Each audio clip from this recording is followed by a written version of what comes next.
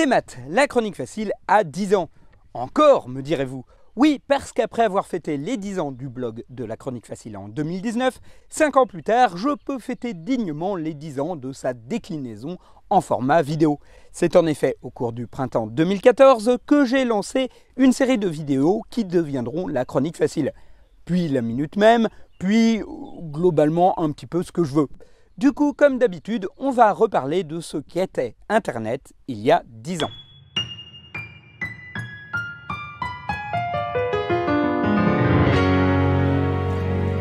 L'année 2014 était une année de 365 jours qui a pris place 100 ans après l'année 1914 et 100 ans avant l'année 2114. Marquée par les Jeux Olympiques, cette fois-ci en Russie, et par une guerre entre eux et l'Ukraine qui, elle, s'est terminée par l'annexion de la Crimée, 2014 est l'année de nombreuses manifestations en France, ainsi que de plusieurs changements de gouvernement. C'est aussi l'année du scandale autour de Nabila et de la mise en service du tramway de Besançon. C'est hélas aussi l'année où Robin Williams nous a quittés. Et ce fut à l'époque l'année la plus chaude jamais enregistrée depuis que les relevés de température existent.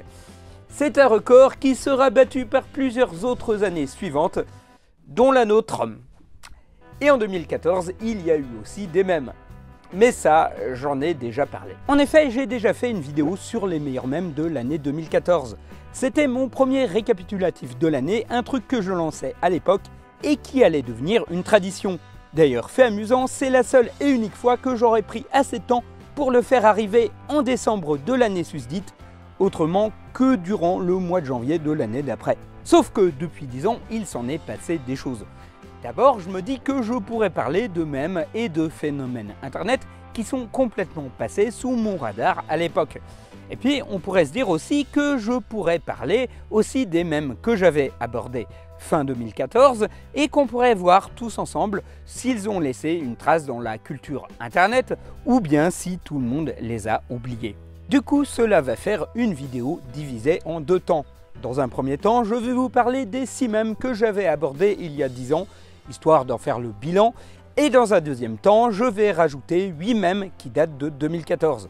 Comme ça, on arrive à 14 mèmes, et cela va continuer la thématique de X mèmes de l'année 2000X. Bon, ça fait des vidéos de plus en plus longues chaque année, et il y a un moment où je vais devoir couper court à ce challenge que je me suis auto-imposé si je ne veux pas arriver à 99 mèmes de l'année 2099. Mais bon, allons-y, on est parti. Numéro 14.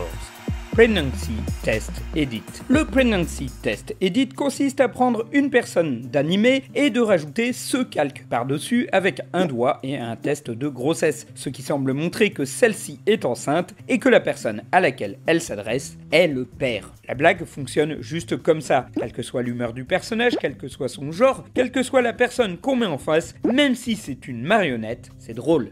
Bon, je n'ai pas grand-chose d'autre à dire que c'est toujours drôle. Bon, la mode s'est essoufflée, mais à vrai dire, le même peut toujours fonctionner avec des personnages plus récents. Hein. Par exemple, ça ou ça. Voilà. Bon, on passe au mème suivant. Numéro 13. Natalia Polonskaya.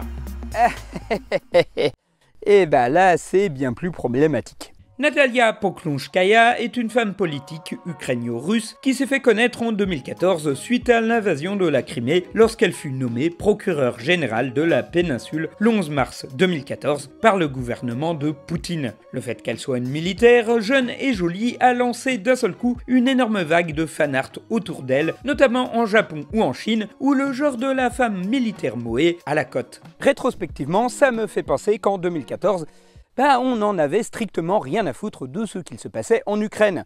Une région européenne était annexée à notre pays suite à un conflit militaire et notre seule réaction sur Internet c'était « Waouh, la procureure elle a l'air vachement bonne !» Et j'avoue que dans ma vidéo de 2014, j'allais pas plus loin, ma connaissance du conflit étant à l'époque assez nullissime. En 2024, certes on a toujours des mèmes sur la guerre en Ukraine, mais il parle de la guerre en elle-même. En même temps, vu le poids qu'a pris cette guerre dans la politique internationale depuis 2022, c'est assez compréhensible. Numéro 12.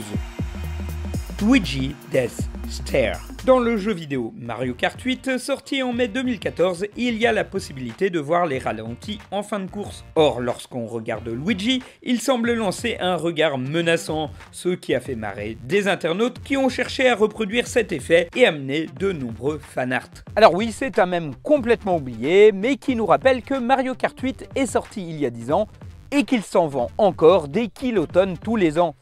Et au fond, c'est peut-être un petit peu grâce à Luigi. Numéro 11. Happy.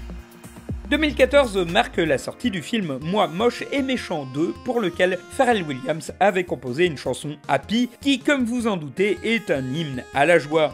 La chanson s'accompagnait du site 24 Hours Happy, où la chanson était diffusée sur 24 heures en continu dans un plan séquence truqué, avec à chaque fois un danseur différent venu montrer sa joie et l'apparition ponctuelle de Pharrell, d'un mignon, voire de Steve Carell, ce qui a donné envie aux gens de refaire la danse dans de très nombreuses vidéos hommages. À la fin de l'année 2014, le site We Are Happy recensait presque 2000 vidéos de reprises d'Happy. Et ça me fait penser que ça fait 10 ans qu'à chaque fois que je parle d'une chanson populaire sur YouTube, je me garde bien d'en diffuser un extrait, principalement par peur du strike. Soit vous entendez une musique libre de droit à la place, soit une version chiptune de celle-ci. Sinon, la chanson Happy est un petit peu passée de mode sans être devenue le summum du ringard, mais le fait de reprendre une chorégraphie devenue virale sur le net, c'est toujours un truc qui se fait, suffit de voir ce qu'il se passe sur TikTok. Quant à Pharrell Williams, il fait toujours de la musique. Numéro 10.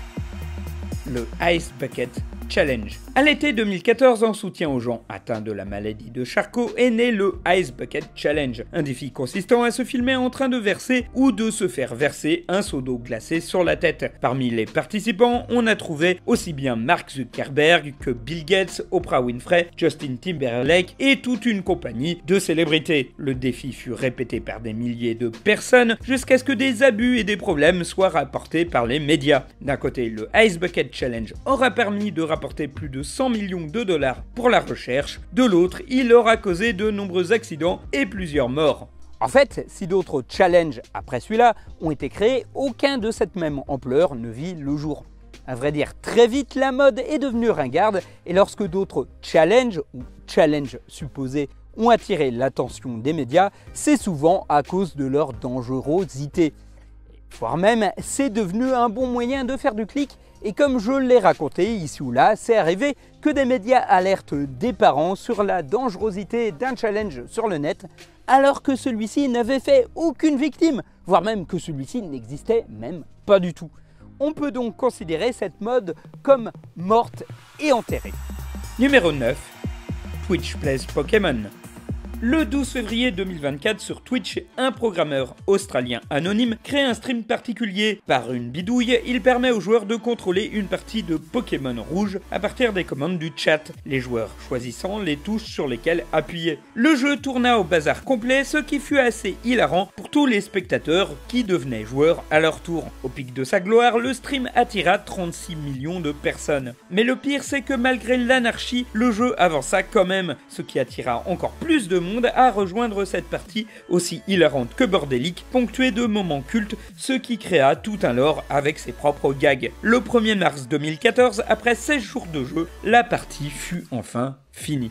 Du coup, je pourrais vous parler des autres Twitch Plays Pokémon, ces autres versions qui ont existé par la suite, vu que le jeu a continué durant les semaines suivantes, passé le run initial avec presque toutes les autres versions de Pokémon, mais l'engouement s'est petit à petit effacé. Et c'est le cas pour quasiment tous les autres jeux qui ont repris la formule. On a eu ainsi du Twitch Plays Super Mario, du Twitch Plays Tetris, Smash Bros, voire même du Twitch Plays Dark Souls. Mais rien n'aura autant marqué le net que le Twitch Plays Pokémon original et ses 36 millions de joueurs simultanés. Ce qui m'a amené à une théorie. Si vous faites un truc qui provoque de l'engouement, évitez de le refaire immédiatement, parce que sinon, la valeur se perd. Je pense que si on faisait les Jeux Olympiques toutes les semaines, il n'y aurait plus grand monde pour les regarder. Mais je crois que c'est aussi un des événements fondateurs qui a lancé Twitch comme une marque pérenne dans la tête des internautes et comme un lieu où il pouvait se passer des dingueries. Après tout, si 36 millions de personnes peuvent commenter en même temps, cela signifie que les serveurs sont assez solides. La preuve en est, 10 ans plus tard, Twitch est toujours le leader en ce qui concerne la diffusion de vidéos en direct. Bon, après, on va pas non plus s'extasier sur eux, hein. Ça reste une filiale du groupe Amazon, ils ont énormément de pognon. Et j'aime bien Twitch Plays Pokémon, parce que j'ai pas mal d'anecdotes personnelles autour de ce jeu. Bon, déjà, j'ai écrit les paroles de la chanson Twitch Plays Pokémon de Starry Sky, mais je me souviens aussi avoir suivi toute la nuit la fin de Twitch Plays Pokémon, hein, rivé derrière mon écran, vu qu'à ce moment-là, je n'arrivais pas à dormir, vu que je venais de me faire plaquer. Voilà, c'était le point un petit peu triste de la vie de Mad Dog. Il y a 10 ans, début 2014, je me faisais plaquer. Mais bon, hein, rassurez-vous, hein, septembre 2014, je sortais avec quelqu'un à nouveau, et puis je suis toujours avec. Donc ça va. Numéro 8, Ebola Chan. 2014, c'est aussi l'épidémie de virus Ebola en Guinée et dans plusieurs pays d'Afrique voisins. Internet étant dans sa phase petit con, une version anthropomorphe de la maladie nommée Ebola Chan fit son apparition sur Pixiv, puis très vite sur 4chan. Le délire autour de ce personnage de mauvais goût culmina avec une théorie du complot en Afrique de l'Ouest qui voyait en Ebola Chan une déesse occidentale appelant à l'extermination des Africains. Heureusement, l'affaire s'est tassée avec la régulation de l'épidémie.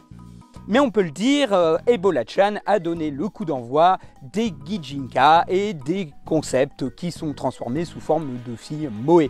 Sans Ebola Chan, on n'aurait sûrement pas eu Earth Chan, Black Hole Chan, voire même Corona Chan. Alors, Ebola Chan ne faisait pas partie du top 10 des mèmes de l'année 2014, mais elle a eu le droit à sa propre vidéo quasiment 2 mois après.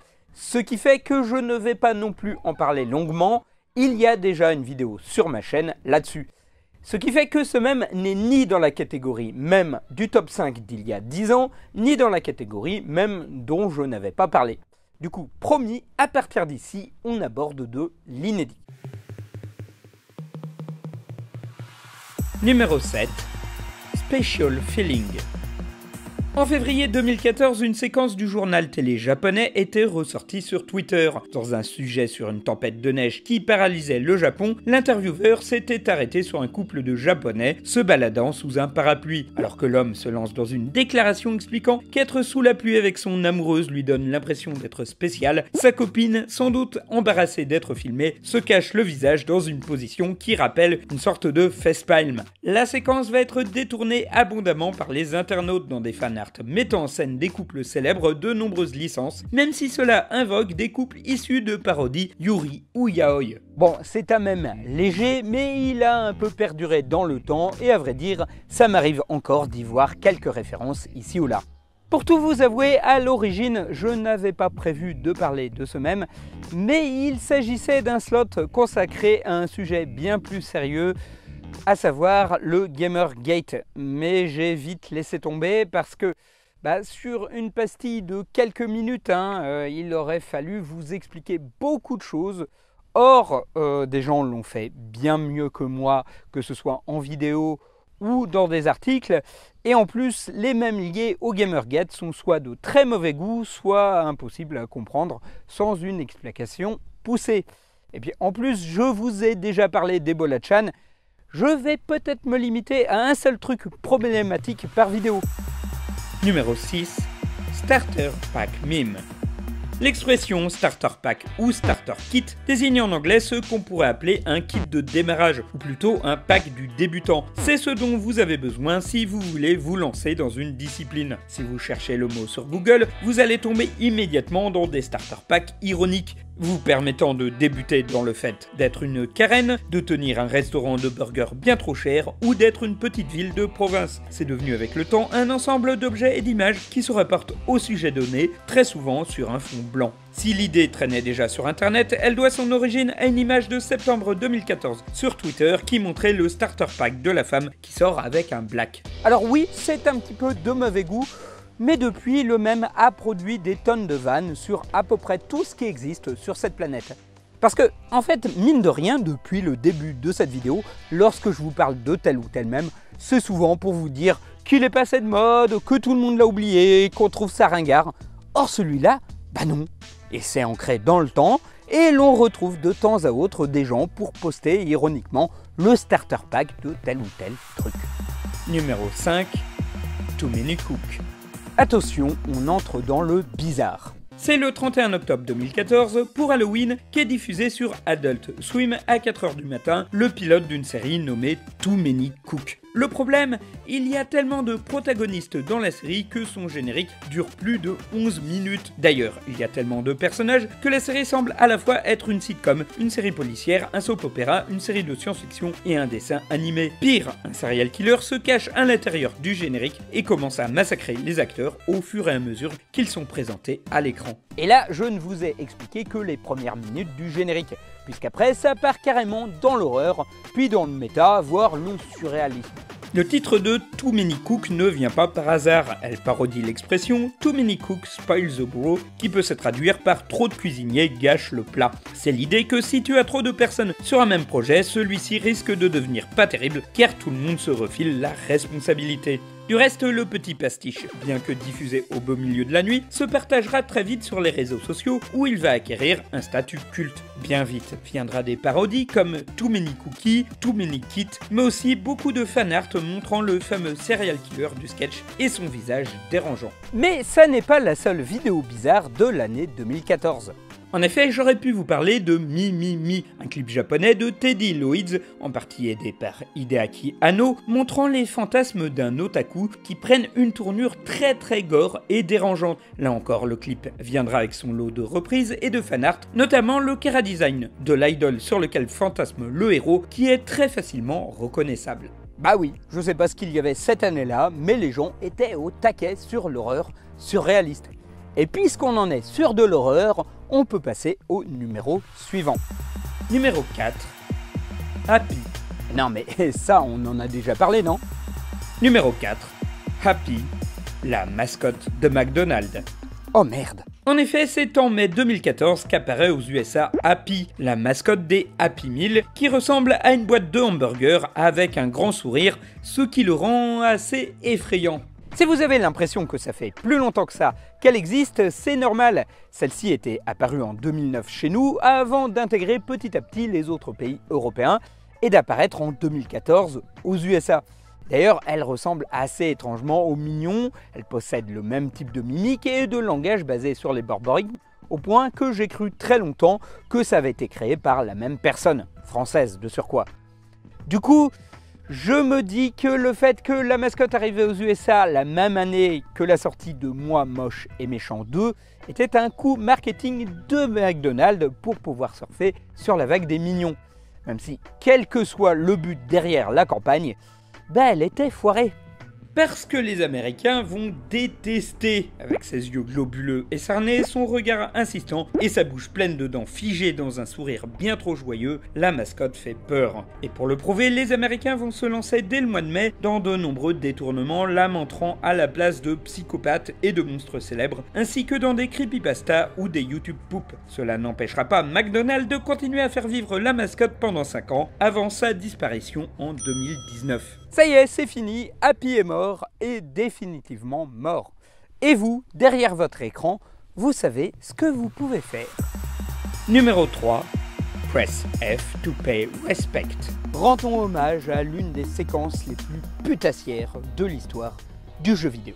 Bon, je parie qu'une grosse partie de mes spectateurs connaissent la saga de jeux vidéo Call of Duty, ne serait-ce que de nom. Il s'agit d'une série de jeux en première personne, dédiée à incarner bien souvent des soldats dans un conflit militaire. Dans l'opus sorti en novembre 2014, Call of Duty Advanced Warfare, l'une des missions commence lors de l'enterrement militaire du meilleur ami du héros. Là, le joueur PC est invité à poser la main sur le cercueil par le choix d'input suivant, appuyez sur F pour rendre hommage, ou en anglais, Press F to pay respect. De là naît une moquerie sur l'aspect un peu putassier et ridicule de cette interaction qui n'en est pas vraiment une, ce qui va amener de nombreuses parodies sur internet, notamment en réutilisant le plan du cercueil. Cela va même devenir une sorte de tradition qui consiste à taper la simple lettre F dans un chat ou sur les réseaux sociaux à chaque fois qu'on parle d'une personne décédée. Ce qui est un paradoxe en soi, hein. Ce même sur la mort n'est pas prêt de mourir à son tour. Bon, du F au E, il n'y a qu'un pas. Numéro 2. Marquee Player. Même si officiellement le garçon a débuté en 2012, c'est en effet en 2014 que la carrière du youtubeur Markiplier a explosé, faisant de lui l'un des vidéastes les plus suivis au monde. C'est encore le cas à l'heure actuelle puisqu'au début de l'année 2024, sa chaîne comptait plus de 36 millions d'abonnés et 20 milliards de vues cumulées. De son vrai nom, Mark Edward Fishback, Markiplier est un youtubeur américain qui s'est fait connaître en faisant des let's play de jeux horrifiques dans lesquels il est particulièrement réactif aux jumpscares. Oh God! Il fait aussi partie de ces gens qui ont créé un lore autour de leur partie de jeux vidéo, celui-ci ayant l'habitude de donner des surnoms à des objets inanimés en plus de jouer des personnages. Avec le temps, il quitte le let's play pour se concentrer sur des projets plus ambitieux, des mini-séries ou des vidéos interactives. Il a aussi ouvert un OnlyFans parodique en 2022. Mais surtout, ce qu'on retient ici de Markiplier, c'est sa capacité à apparaître dans des mèmes internet. On avait déjà parlé de lui dans une très lointaine vidéo de cette histoire de Huck qui était associé à une sorte de mix entre lui et Lord Farquaad, nommé Lord Marquaad. Il faut dire que le visage de Markiplier aura fait l'objet de nombreux mèmes. Il aura été combiné avec le personnage de Metro de Megamind, et on le retrouve aussi avec un front agrandi avec la phrase « It's Big Brain Time ». D'autres séquences tirées de ces vidéos ont été aussi détournées de sorte à devenir des mèmes, comme celle où il pleure, ou sa présentation initiale qui est souvent « Hello, my name is Markiplier ». Hello everybody, my name is Markiplier. Et celle où il dit, en parlant d'une vache, I can milk you. Et après, il y a une chose qui a fait connaître Markiplier en 2014, et c'est le jeu sur lequel il jouait. Et ce jeu n'est autre que... Numéro 1. Five Nights at Freddy's. Ça y est, c'est votre moment. Depuis 10 ans que vous me le réclamiez, je vais enfin parler de Five Nights at Freddy's. Five Nights at Freddy's est une série de jeux d'horreur à mi-chemin entre le jeu de gestion et le survival horror. Elle a débuté en 2014 par Five Nights at Freddy's et Five Nights at Freddy's 2, deux jeux en point-et-cliquer dans lesquels on joue un gardien de nuit d'une pizzeria qui doit empêcher que des animatroniques détraqués ne rentrent dans la pièce. Et j'avais pas envie d'en faire une vidéo.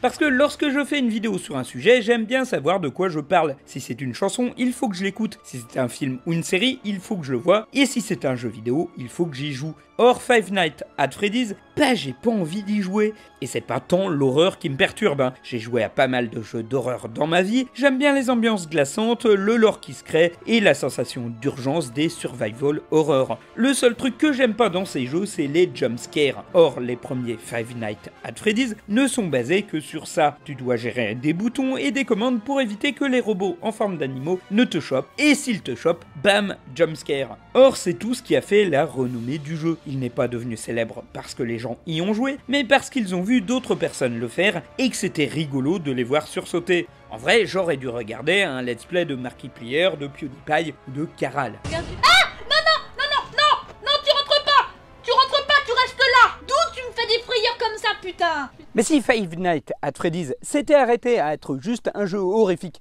qui fait sursauter des youtubeurs, on n'en aurait pas parlé plus longtemps que ça. Ce qui fascine, c'est surtout l'histoire qu'il y a autour.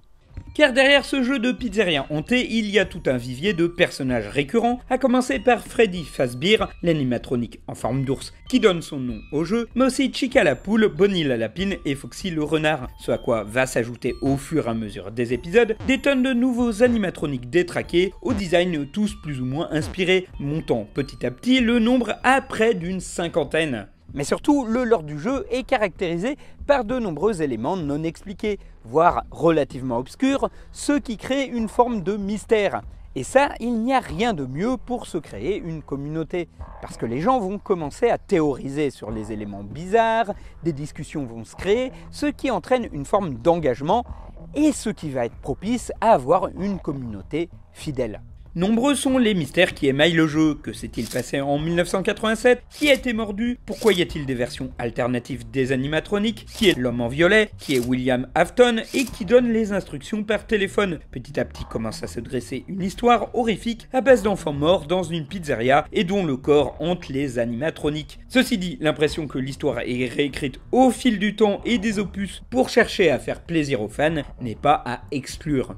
Pour l'écriture de cette vidéo, j'ai été sur les wikis afin de lire le scénario des différents jeux ainsi que de toute la mythologie qu'il y a autour de Five Nights at Freddy's. Et j'ai trouvé ça relativement con.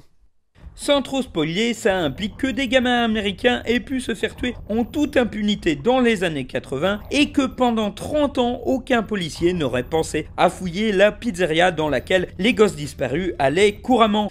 Vous savez, hein, cette pizzeria avec des animatroniques très creepy qui ont occasionné plein d'accidents dans le passé. En fait, ce qui m'étonne le plus, c'est qu'une telle histoire sorte de l'esprit de Scott Caton, qui à la base est un créateur chrétien spécialisé dans les vidéos un peu bizarres de fondamentalistes pro-vie, ami avec le créateur de Stravinsky and the Mysterious House, d'où est tiré le Globglogab Galab. Ceci dit, avec le temps, les différents jeux s'éloignent du gameplay originel et proposent des gameplays de plus en plus poussés. Enfin, c'est vite dit.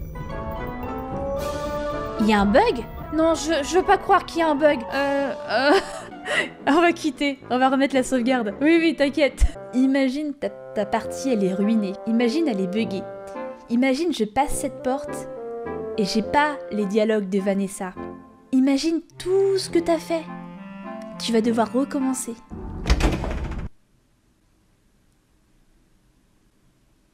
C'est une putain de blague!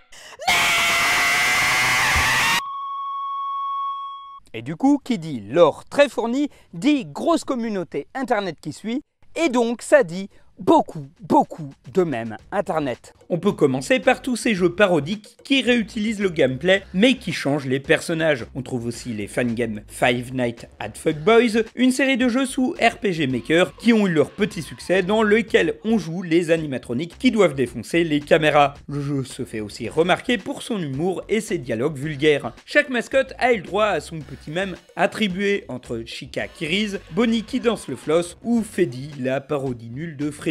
Et parfois, certains personnages génèrent du même tout seul, comme Springtrap, Foxy ou Balloon Boy, une marionnette particulièrement irritante. Certaines catchphrases sont devenues célèbres, comme le balancé au début du premier jeu, ou le I always come back.